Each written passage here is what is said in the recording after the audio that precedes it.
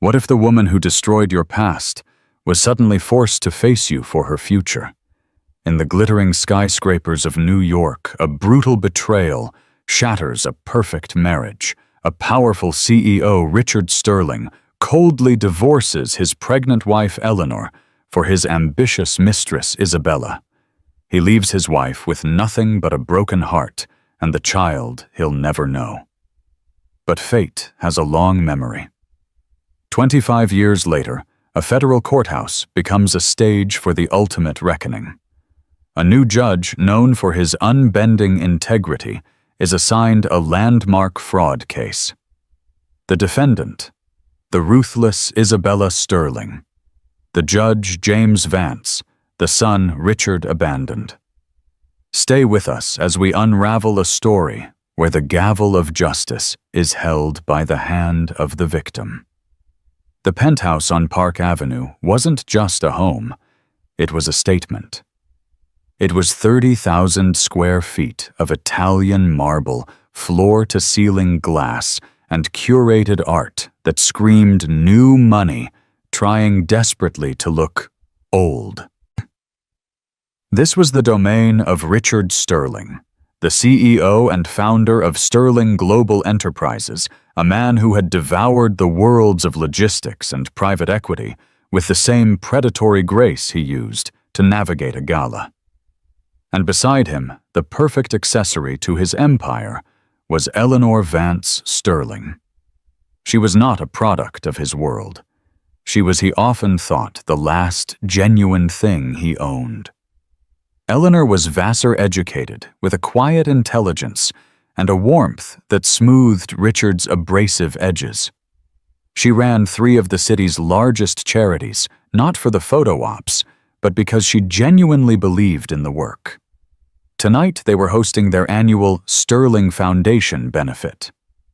Men in bespoke Tom Ford suits, and women in cascading diamonds filled the space, the air thick with the scent of expensive perfume and the low murmur of strategic alliances. "Richard, darling," a voice purred, cutting through the din.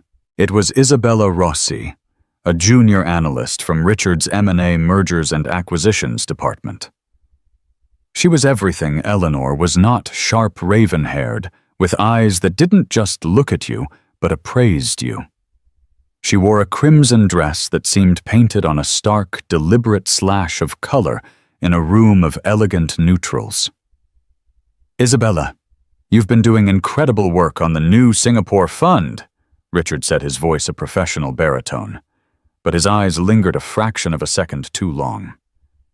Eleanor, standing nearby, felt a familiar cold prickle of unease.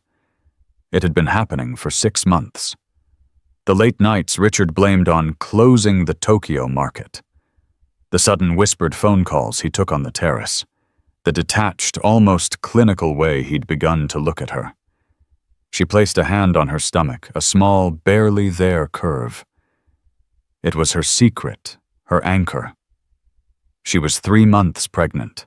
She was waiting for the perfect moment to tell him, a moment to shatter this strange new tension and bring him back to her. Later that night, after the last guest had departed, Eleanor found Richard in his study, staring out at the Manhattan skyline. The city lights reflected in his eyes, but he seemed to be seeing nothing. "Richard," she said softly, "can we talk?" "I'm busy, Eleanor. This Singapore deal is—" "It can wait," she said, her voice firmer now. She walked over and stood in front of him, blocking his view. "I have something to tell you. Something wonderful." He looked at her, his expression unreadable. "What is it, Richard?" She took a breath, her hands shaking slightly as she took his and placed them on her stomach. "We're going to have a baby." She watched his face, expecting what? Shock, joy, elation. She got none of it. Richard Sterling's face went blank. It was the same look he gave a hostile board member right before a corporate execution.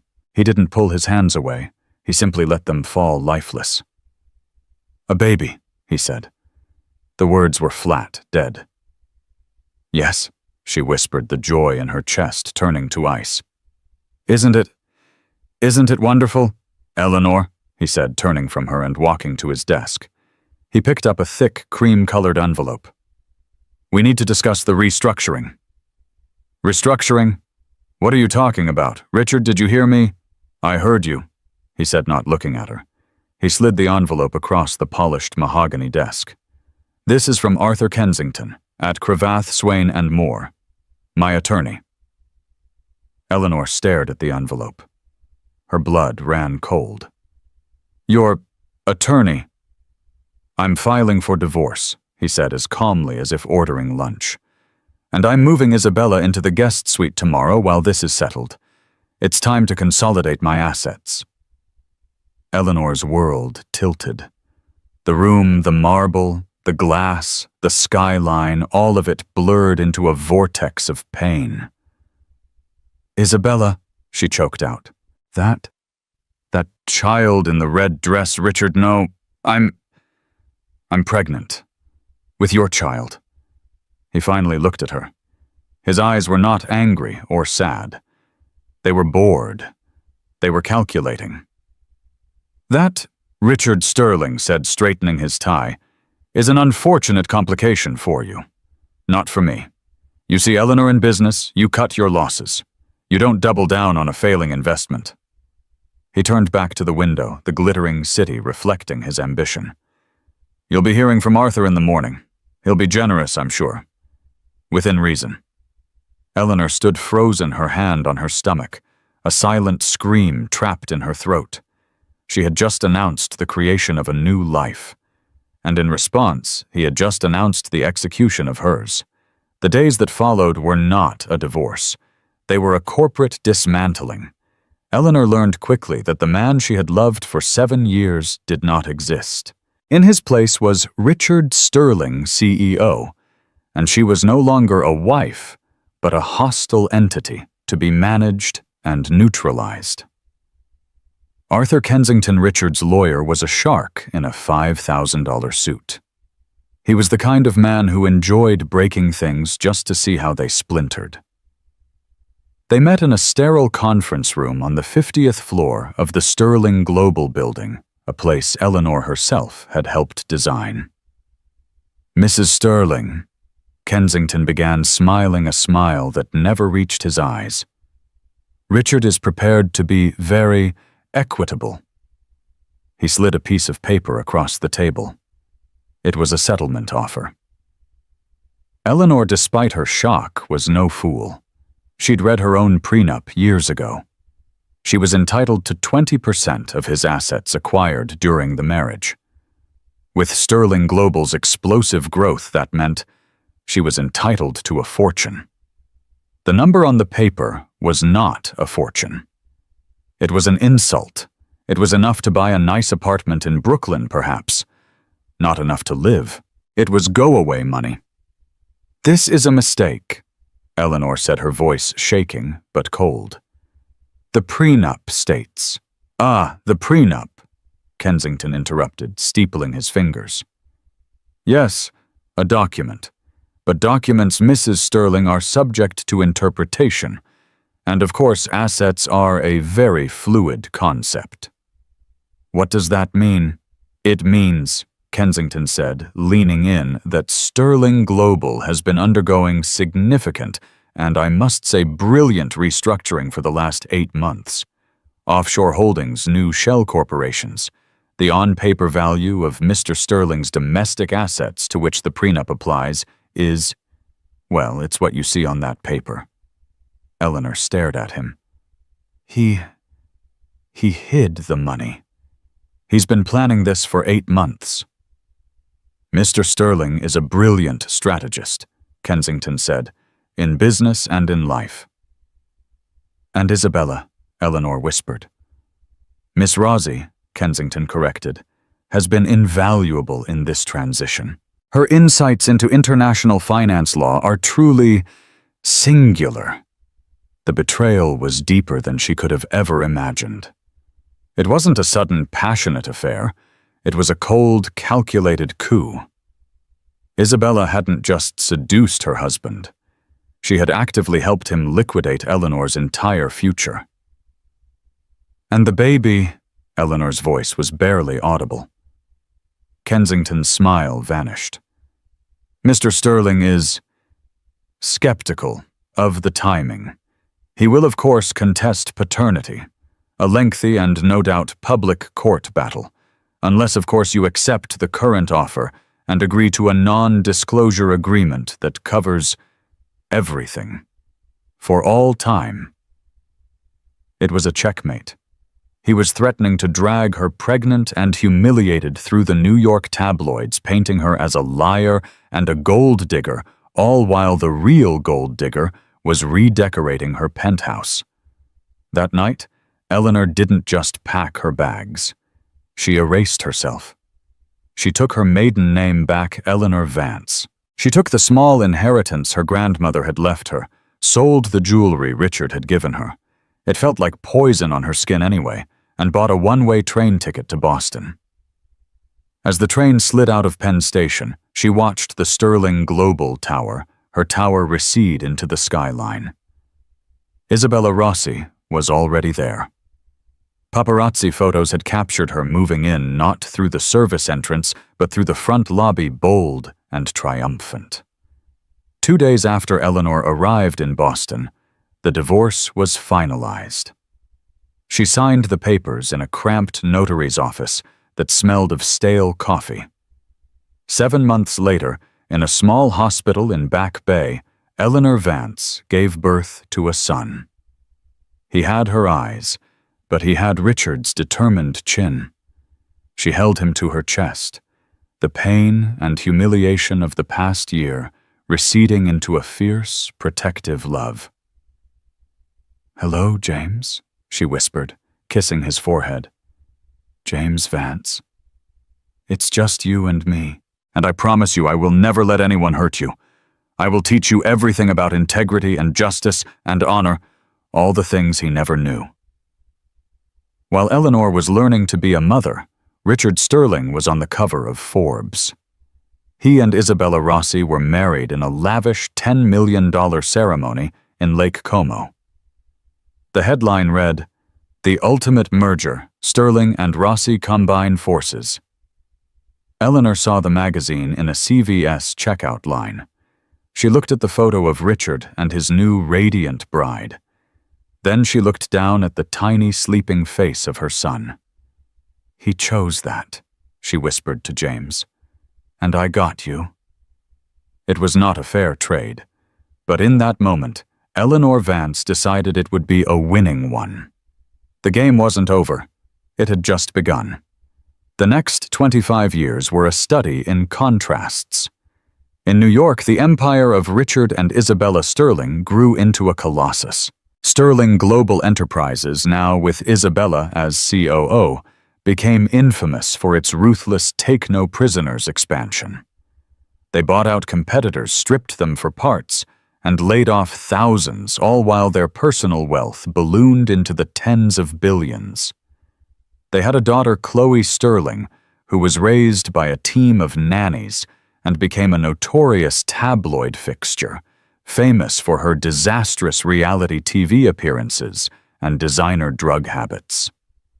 Richard's life was a fortress of glass and steel, opulent, impressive, and utterly cold. He rarely, if ever, thought of the son he'd dismissed as a failing investment.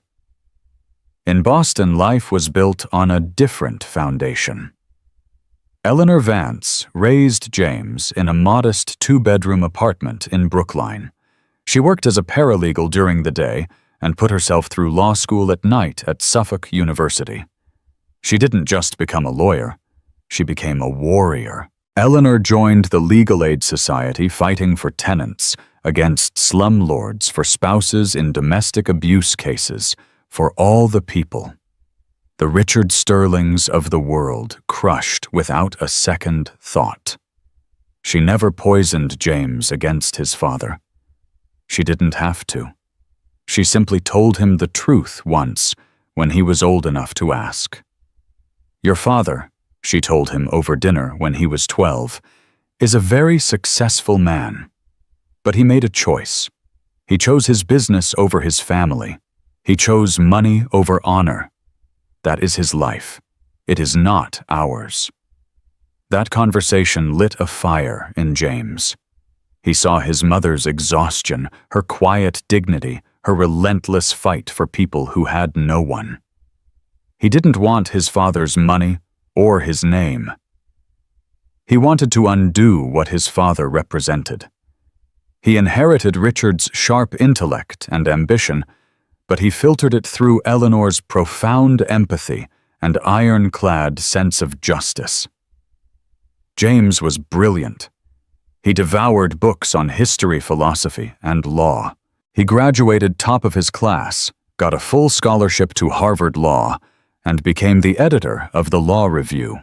While Chloe Sterling was being arrested for a DUI in a Lamborghini, James Vance was clerking for a federal judge.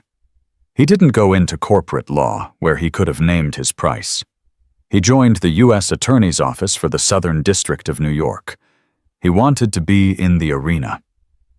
James Vance became a prosecutor known for his surgical precision and his utter lack of fear. He didn't just prosecute. He dismantled. His specialty was complex financial crime. He loved nothing more than taking down arrogant, untouchable white-collar criminals who believed the law was for other people. His closing arguments were legendary, not fiery, but cold, logical, and devastating. His most famous case was United States versus Peterson, where he successfully convicted a hedge fund billionaire, Mark Peterson, for a massive insider trading scheme. Peterson, much like Richard Sterling, had tried to hide his assets in a web of offshore accounts. James, with a near-obsessive zeal, had unraveled every single one. His success was meteoric. After 8 years as a prosecutor, his reputation for integrity and intellect was so profound that when a spot opened on the federal bench for the Southern District, his name was at the top of the list. At 34, James Vance became one of the youngest federal judges ever appointed in New York history. The Honorable James Vance. He bought his mother a beautiful brownstone in Brooklyn Heights, overlooking the very skyline that had once been her prison. On the day of his investiture, Eleanor stood in the packed courtroom, her eyes blurred with tears as her son put on the black robe. He was the living, breathing embodiment of her victory. James never used his father's name. He never contacted him. To him, Richard Sterling was just another headline, a symbol of the very corruption he had sworn a sacred oath to fight. He was a ghost, a cautionary tale. He had no idea that the ghost was about to walk into his courtroom. The downfall of Isabella Sterling didn't happen all at once. It was a masterpiece of hubris, a death by 1,000 cuts, all self-inflicted, as COO of Sterling Global. Isabella was the true engine of the company. Richard had become the figurehead, the aging lion who enjoyed the reputation, while Isabella did the actual killing. She was bolder than Richard, more reckless. She didn't just bend the rules. She rewrote them. Her great project was the Helios Initiative, a multi-billion-dollar acquisition of sustainable energy companies across South America. It was meant to greenwash Sterling Global's reputation and be her crowning achievement. But the Helios Initiative was a lie. The companies Isabella was acquiring were mostly worthless. They were shell corporations, many of which she secretly controlled through a labyrinth of offshore accounts registered in Panama and the Cayman Islands. She wasn't buying assets. She was siphoning Sterling Global's capital directly into her own pockets. It was a staggering, complex fraud. She was using company money to buy her own fake companies at massively inflated prices. She was cooking the books, filing false reports with the SEC, and lying to shareholders, all while pocketing billions. The first thread was pulled by a young, hungry analyst at the SEC. An algorithm flagged an irregular wire transfer, $50 million to a Panamanian holding company called Apex Solutions, an entity that seemed to have no employees and no office. The SEC started digging. They dug for 2 years. What they found was a criminal enterprise so vast it shocked even them. They referred the case to the U.S. Attorney's Office, James Vance's old stomping grounds. The feds built their case with the same meticulous care James himself would have used. They flipped a terrified junior accountant. They got wiretaps. They traced the money from Panama to a private vault in Switzerland, all under an alias I. Rossi. The indictment was explosive. Isabella Sterling was arrested by FBI agents at her favorite table at Le Bernardin in the middle of lunch. She was charged with 28 counts of wire fraud, securities, fraud, money laundering, and conspiracy. The media went insane. It was the biggest white-collar crime case of the decade. And then came the judicial assignment. The case, United States of America vs. Isabella Sterling, was assigned by random lottery. It landed on the desk of the Honorable James Vance. James saw the name on the case file. Sterling. His heart didn't stop. It didn't pound. It simply went cold. This was her. The woman in the red dress. The woman who had helped destroy his mother and cast him and Eleanor out into the dark. His clerk, a young woman named Sarah, looked at him. "Judge, you know who that is, right? That's Richard Sterling's wife. This is going to be a circus." James stared at the file. Ethics. The law was clear. Any appearance of bias was grounds for recusal. And this was the mother of all biases. He should recuse himself. He should hand it off to Judge Miller or Judge Chen. It was the safe, simple, ethical thing to do. He thought of his mother working 3 jobs while he was a baby. He thought of her crying at night when she thought he was asleep. He thought of the smug, triumphant face of Isabella Sterling on the cover of Forbes. And then he thought of his oath. To administer justice without respect to persons and do equal right to the poor and to the rich. He could be impartial. He knew he could. He would be harder on himself, more rigorous, more exacting than any other judge. He would not give her an inch of bias either for or against. He would be the pure, uncorrupted instrument of the law. He would show her and the world what real justice looked like. "Sarah," James said, his voice quiet and firm, "clear my calendar for the pretrial conference, and get me every filing from the prosecution and the defense. I'm not recusing." Sarah's eyes widened. "Judge, are you sure? I've never been more sure of anything in my life," James said, opening the file. "Mrs. Sterling has been assigned her judge. Let's get to work." The U.S. District Court for the Southern District of New York was a fortress of justice. Courtroom 26B. James's courtroom was a grand oak-paneled room, and it was packed. The trial of Isabella Sterling was the hottest ticket in town. Journalists, legal analysts, and the simply curious filled every seat in the gallery. Isabella Sterling entered flanked by a high-priced legal team from Paul Weiss. She looked diminished. Gone was the triumphant COO. In her place was a woman in a severe beige suit, her black hair pulled back tightly. She looked pale, but her eyes were still defiant. She scanned the courtroom, her gaze sliding over James without a hint of recognition. To her, he was just a judge, a functionary in her way. "All rise," the bailiff called out. James entered from his chambers, his black robe settling around him. The room went silent. He sat the weight of the moment settling on him. He looked down at the defendant. "This court is now in session," James said, his voice echoing in the chamber. The case of the United States v. Isabella Sterling. Are both sides ready to present their opening statements? The trial began. For 2 weeks, the prosecution methodically laid out its case. They presented wire transfers, bank records, and the damning testimony of the accountant they had flipped. It was a clinical, devastating picture of greed. James presided with an icy calm, overruling and sustaining objections with textbook precision. He gave Isabella's defense team no room to complain of bias. Isabella's defense was simple. She was a woman in a man's world. She was the victim.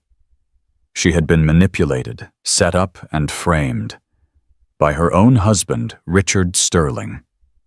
On the 15th day of the trial, Isabella's lead attorney, Sharon Mills, stood. The defense calls Richard Sterling to the stand. A murmur went through the gallery. The grand doors at the back of the courtroom opened, and he walked in. James's breath hitched. He had not seen this man in person in his entire life. He had only seen the photos. The man who entered was older, grayer, and thinner than the Forbes cover. He looked broken. The predatory arrogance was gone, replaced by a deep, weary fear. Richard Sterling walked to the witness box. He was sworn in. He sat his hands trembling slightly. "Mr. Sterling," the defense attorney began. "You were the CEO of Sterling Global, correct?" "Yes," Richard said, his voice reedy. "And Isabella, your wife, was your COO?" "Yes." Who Mr. Sterling was really in charge. For the next 4 hours, the defense painted Richard as a weak, detached figurehead, a man who had long since lost control of his own company. And then they painted him as a conspirator who, upon finding out about the SEC investigation, had planted evidence to make Isabella the sole scapegoat. James watched his face an unreadable mask. He was judging a trial between the woman who destroyed his family and the man who abandoned him. The air in his lungs felt like static. Then it was the prosecution's turn for cross-examination. The AUSA Assistant U.S. Attorney, a sharp woman named Anya Sharma, approached the witness. "Mr. Sterling, your wife claims you framed her. Is that true?" "No, of course not," Richard said, his voice rising. I had no idea what she was doing. The shell company's the fraud. It was all her. She controlled the finances. I trusted her." "You trusted her," Sharma repeated. "Just as your first wife, Eleanor Vance, trusted you. Is that correct?" "Objection!" the defense screamed. "Relevance. This is character assassination. Sustained."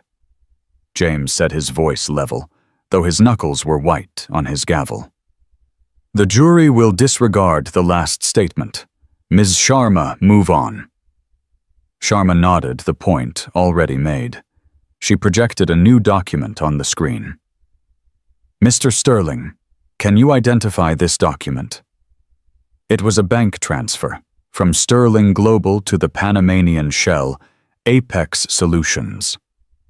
But this one was different. It wasn't authorized by Isabella. It was authorized by R. Sterling. Richard stared at it. I don't remember this."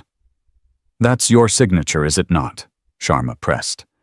"It looks like it, but Isabella, she handled all of that. She must have forged it." "So your testimony," Sharma said, "is that you are either a co-conspirator or a complete idiot. Which one is it, Mr. Sterling?" "Objection. Sustained," James said. He looked at his father. The man on the stand was a liar, a coward, and a fool. He was pathetic.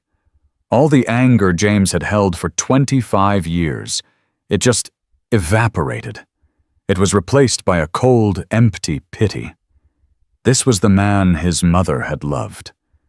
This was the man who had thrown him away. He was nothing. The trial continued.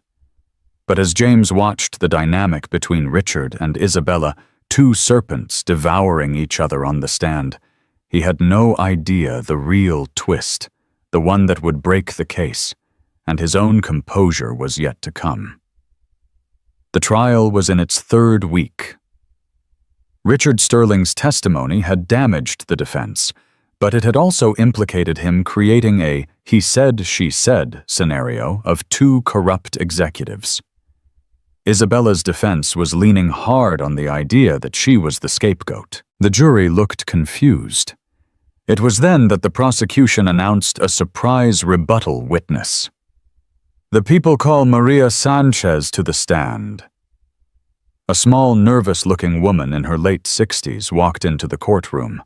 She looked terrified, clutching a worn leather handbag. "Who is this?" Isabella whispered, panicked, to her lawyer. Her lawyer just shook his head, looking blindsided. The prosecutor, Anya Sharma, began. "Ms. Sanchez, where were you employed for the last 30 years?" I was an executive assistant," Maria said, her voice soft. "At Sterling Global Enterprises." "And who specifically did you work for?"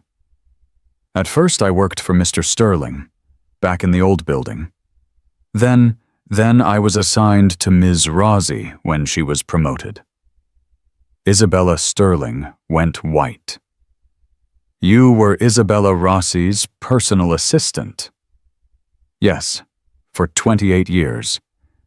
I retired 2 years ago, right before all this, Miss Sanchez," Sharma said, walking slowly toward the witness box. "During your time as Ms. Sterling's assistant, were you aware of her financial dealings?" "Objection!" the defense yelled. "Privilege hearsay." "The witness can testify as to her own observations, counselor," James said, his eyes fixed on Maria. "Overruled. Proceed, Ms. Sharma." I saw things," Maria said, her hands shaking. "I managed her private calendars, her private travel, and I managed her private files, things that weren't on the company server. And what was in those files? She was very particular. She kept ledgers, real ones, not the ones she gave to the accountants. She had a private safe behind a painting in her office. She made me clear it out when she heard the SEC was investigating. She told me to shred everything." "And did you?" Sharma asked. Maria took a deep, trembling breath. "No, I couldn't. What she was doing, it was wrong. She wasn't a good person. She fired my son from the mailroom because he was sick for a week. Just threw him out. After I had given her 25 years. I kept a copy. Of everything. On a hard drive. I gave it to the FBI last week." The courtroom erupted. Isabella lunged forward, screaming, "You lying bitch! You were a secretary! Order!" James slammed his gavel. "Order in this court. Mrs. Sterling, one more outburst like that, and you will be held in contempt. Control your client, counselor." Isabella was forced back into her seat by her lawyers, her face a mask of pure hatred. Sharma smiled a cold, thin smile. "The prosecution would like to enter into evidence People's Exhibit 44B, the Rossi Ledger." It was a digital file projected onto the large screens. It was a forensic accountant's dream. It detailed every single fraudulent wire transfer, every shell company, every bribe. It was an undeniable, irrefutable confession of her guilt in the Helios fraud. Isabella's case was over. James watched his face impassive. Justice was being done. "But wait," Sharma said. "There's more.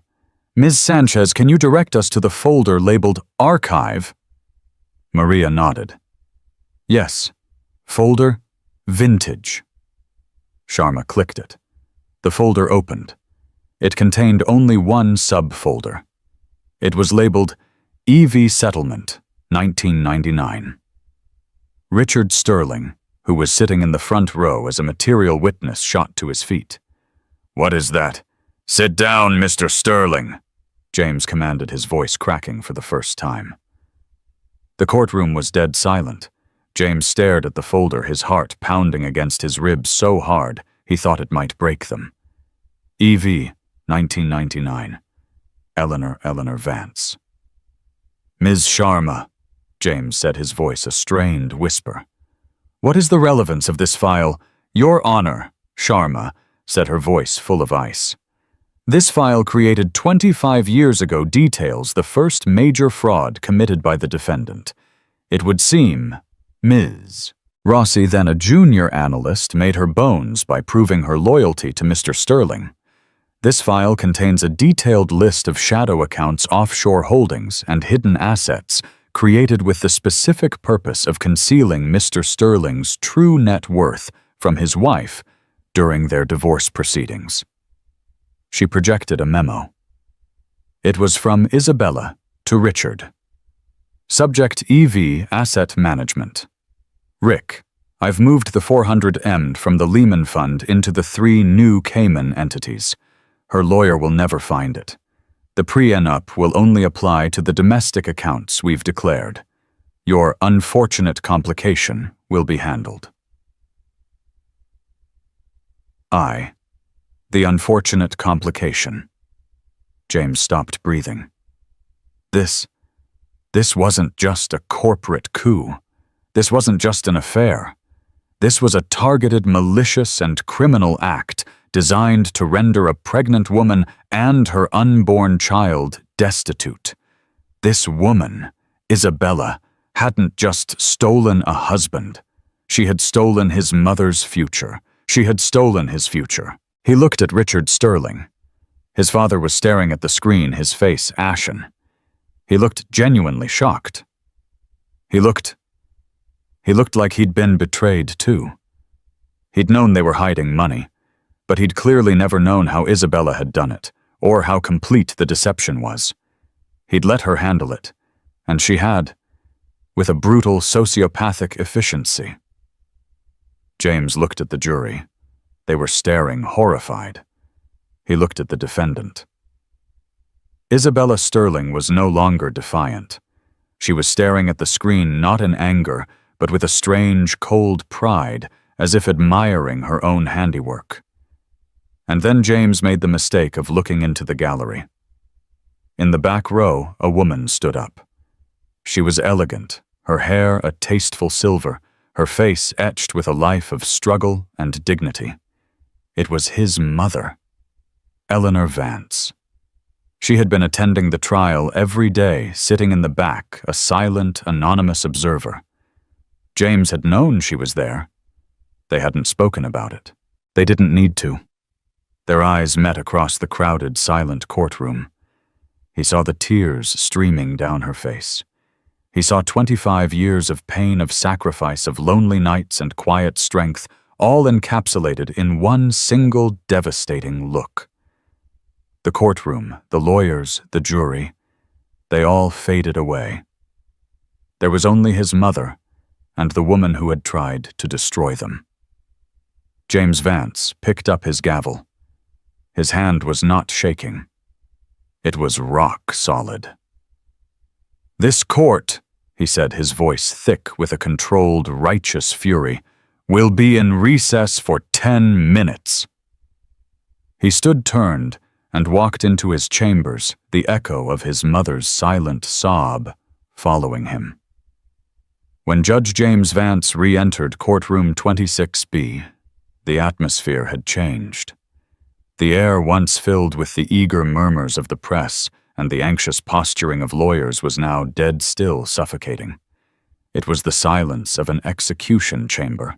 James walked to the bench, his black robe feeling less like a garment and more like armor.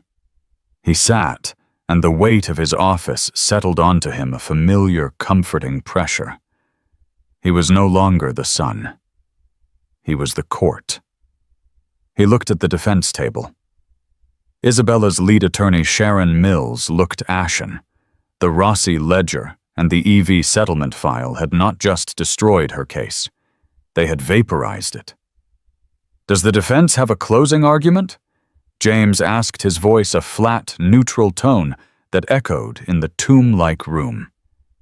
Mills stood, her movements stiff. She could not refute the evidence. She could not claim innocence.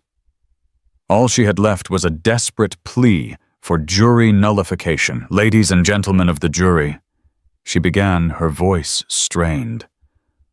"What you have seen, what you have heard, is a story of a complex, difficult world.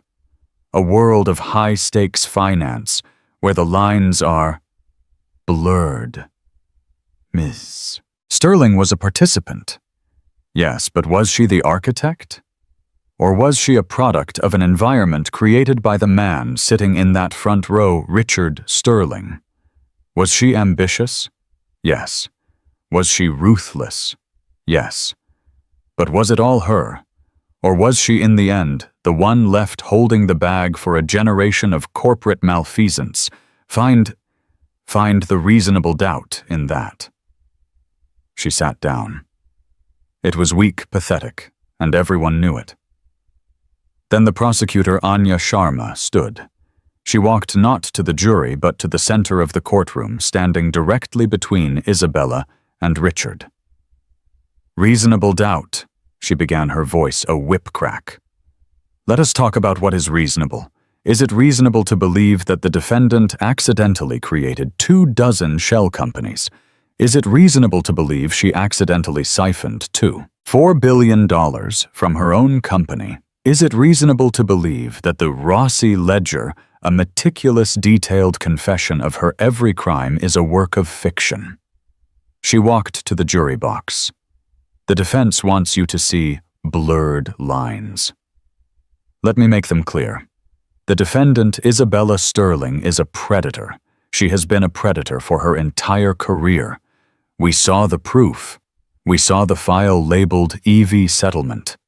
We saw how her career began by conspiring to criminally defraud a pregnant woman to render her and her unborn child destitute for her own personal gain. This is not a blurred line. This is a pattern. This is who she is. What she did to Eleanor Vance 25 years ago was the blueprint for what she did to Sterling Global. The only difference was the scale. She pointed at Isabella. She is not a product of her environment. She is the environment. She is the rot. Her entire life, her entire empire is a fraud. And today, that fraud ends. Find her guilty. Find her guilty on all 28 counts. Send a message that the law is not just for the poor or the weak. Send a message that titans can fall. And they must. James delivered his instructions to the jury. It was 11 Sazro a.m. The wait was agonizing. James sat in his chambers, not reading, not working, just staring at the Great Seal of the United States on his wall. He thought of his mother sitting in that back row, her posture a steel rod. He thought of the man in the front row, a stranger made of lies and regret. At 12:04 p.m., the buzzer rang. The jury had a verdict. It had taken them 58 minutes. All rise. The courtroom was electric, every molecule of air vibrating with tension. The jury filed in their faces, grim, unreadable. They did not look at the defendant. It was a terrible sign. Isabella was trembling, a vibration so violent her lawyer had to put a hand on her arm. Richard Sterling looked ill, his face a mottled gray. In the back, Eleanor Vance held her hands clasped so tightly her knuckles were white. "Mr. Foreman James," said his voice steady. "Has the jury reached a verdict?" We have your honor on the charge of conspiracy to commit wire fraud in violation of 18 U.S. Code Section 1349. How do you find? The foreman took a breath. Guilty. A sound half-gasp, half-sob tore from Isabella's throat. On the charge of wire fraud count 1 in violation of 18 U.S. Code Section 1343, how do you find guilty? On the charge of wire fraud count 2, how do you find guilty? On the charge of wire fraud count 3, guilty. One by one, the foreman read the verdict for all 28 counts. Each guilty was a hammer blow, a nail in the coffin of Isabella's life. With each one, she seemed to shrink, to collapse in on herself. Richard Sterling sank lower in his seat. His head in his hands, a man watching his own name being chiseled onto a tombstone. When the last guilty was read, the room was silent. Isabella was no longer crying. She was just gone. A hollow shell. James looked at his mother. Eleanor Vance had her eyes closed. A single tear, a tear of 25 years, was slowly tracing a path of vindication down her cheek. James's face was stone. He polled the jury, his voice clinical. He thanked them for their service. Sentencing, he said, looking at the defense table, will be tomorrow morning at 10:00 a.m. He banged the gavel. This court is adjourned. The next morning, the mood was different. It was no longer about guilt or innocence. It was about the price. Isabella Sterling was led in not in a tailored beige suit, but in a standard-issue, ill-fitting orange jumpsuit. Her wrists were cuffed and attached to a chain around her waist. The woman who had graced the cover of Forbes, who had commanded boardrooms and terrified rivals, was now a federal prisoner. The power inversion was absolute. This court is now in session for the sentencing of the defendant, Isabella Sterling, James announced. Counselor, does your client wish to make a statement? Isabella's lawyer nodded, nudging her. Isabella stood, her chains rattling. She looked up at the bench, her eyes wild, searching, and for the first time landing on James, really seeing him, not as a judge, but as a man. Your Honor. She began, her voice a desperate, cracking whisper. Please, please, I know what this looks like. I know what you heard, but that wasn't all me. I was ambitious, yes. I made mistakes. I made terrible mistakes, but it was the world I was in. It was a man's world. I did what I had to do to survive. Richard, he demanded it. He demanded success. He pushed me. She was crying now, fat, ugly tears. I am not this monster. I'm not. I have a daughter, Chloe. She needs me. She's troubled. Please, Your Honor. I beg you for mercy. Don't take me away from my daughter. Please, I'll do anything. I'll pay it all back. Please, show mercy. She collapsed back into her chair, sobbing. James stared at her, his face a mask. He let the sound of her sobs fill the room for a long, cold moment. Mercy. James said, his voice quiet, yet it sliced through the room. You ask for mercy for your daughter. A powerful plea. He paused, his eyes locking on hers. The concept of mercy, Mrs. Sterling, implies a shared understanding of justice, and justice is a debt that must be paid. For 25 years, you have lived a life built on a foundation of malice. The jury has convicted you for the $2.4 billion fraud you perpetrated against Sterling Global. But the evidence presented to this court revealed a pattern of behavior that is singular in its cruelty. He picked up a document. The EV settlement file. You were a junior analyst. You were not surviving in a man's world. You were an architect. You saw a target, a pregnant woman, and you saw an opportunity. You saw a way to prove your value by destroying a life before it could even begin. You did not just defraud a company, Mrs. Sterling. You built your entire career on the scorched earth of other people's lives. Isabella looked up, confused.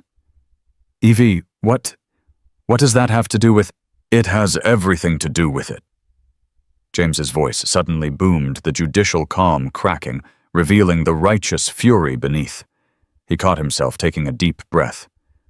It has everything to do with your character, with your motive, with your complete and total lack of remorse. You didn't just make mistakes. You made choices. You chose to steal. You chose to lie. You chose to destroy. He leaned forward. In your world, people were either assets to be used or liabilities to be cut. You cut Eleanor Vance. You cut your shareholders. You even in the end tried to cut Richard Sterling. In this world, in this courtroom, we do not deal in assets and liabilities. We deal in the law. And the law is not blind to a quarter-century of calculated predatory conduct.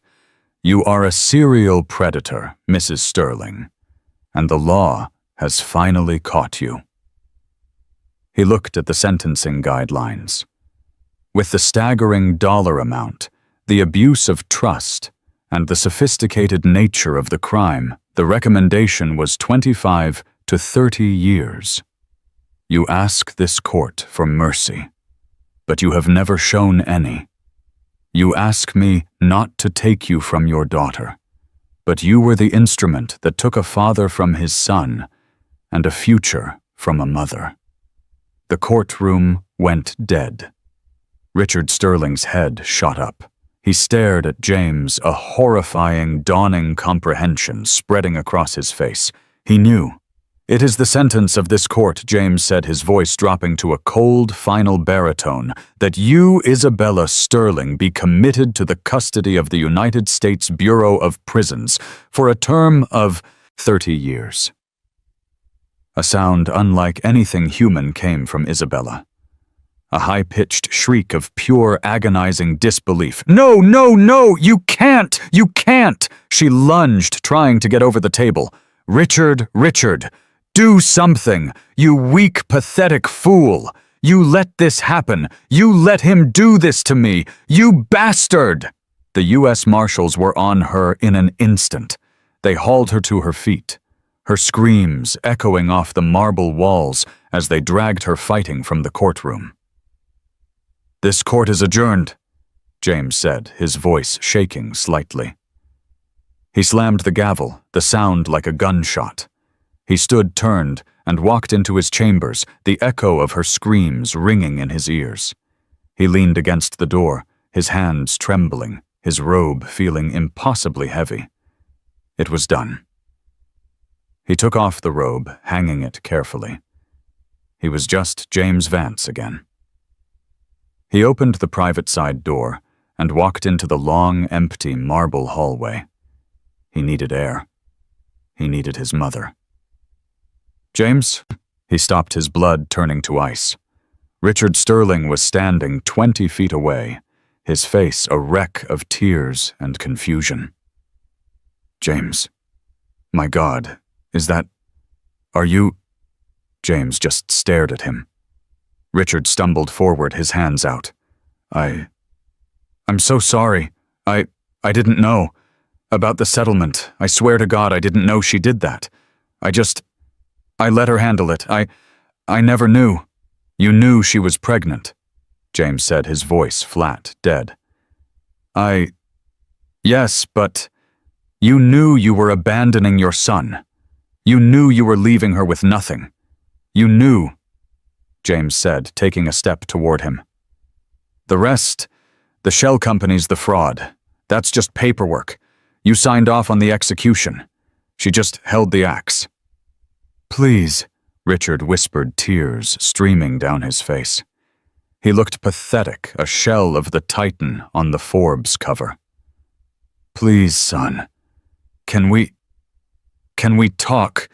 Can I just know you? I can fix this. The money, What's left? It's yours. It's hers. I can give it all to you. He was trying to buy him. After everything, he was still trying to cut a deal to write a check. James felt a cold, final emptiness. The anger was gone. The hatred was gone. There was just nothing. You have nothing I want, James said. You aren't sorry, Mr. Sterling. You're just caught. You're alone. And you've lost. James turned his back on him. At the far end of the long hall, standing in a bright shaft of sunlight from the great arched windows, was Eleanor Vance. She wasn't crying. She wasn't smiling. She was just waiting. Her as she had always been. He walked the length of the hall, his footsteps echoing each one, leaving his past further behind. He walked past the ghost of Richard Sterling, who had shrunk against a pillar, a man erased by his own choices. James walked right up to his mother. He looked at her, at the lines of strength and sacrifice etched around her eyes, and the 25 years of judicial calm, of prosecutorial steel of a son's guarded heart, finally broke. His face crumpled. "Mom," he whispered, his voice thick. She didn't hug him, not at first. She just raised her hands and cupped his face, her palms warm and familiar. She looked into his eyes not as a judge, but as her boy. "My son," she said, her voice soft but unbreakable. "My James, you brought the justice." She finally pulled him into an embrace, and he held on to her, the federal judge leaning on his mother. "It's over, baby," she whispered, stroking his hair. "It's all over. Let's go home." Together, mother and son walked out of the courthouse, their shadows long in the afternoon light. They didn't look back. And so the sins of the father were not visited upon the son, they were judged by him. Richard Sterling lost his company, his wife, and the son he never knew, all in one devastating blow. Isabella learned that a life built on deceit will always eventually crumble. And Judge James Vance and his mother Eleanor finally closed a 25-year-old wound, proving that the strongest empires aren't built on money or power, but on integrity and truth. What do you think? Did Judge James make the right call? Should he have recused himself? Or was this the only way to deliver true justice? Let us know your thoughts in the comments below. This story is a powerful reminder that our actions always have consequences, even if they take decades to arrive. If you were moved by this story of justice and redemption, please hit that like button. Share this video with someone who loves a powerful drama, and most importantly, subscribe to our channel for more real-life stories that will leave you breathless. Thank you for watching.